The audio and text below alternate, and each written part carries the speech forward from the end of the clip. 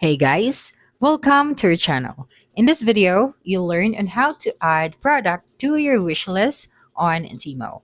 So first thing that you should do is to simply open your Temu application on your device. And then once you're here, you have to log into your Temu account. Okay, and then you have to look for a product that you want to add to your wish list. So what I'm going to do here is I'm going to go to the category section. So this one at the bottom, so you just have to click on it and then look for a product that you want to add to your wish list. Okay, so see for example this one. So once you found your product, you just have to simply scroll down. Okay, so let me just scroll down until you can see this tiny button.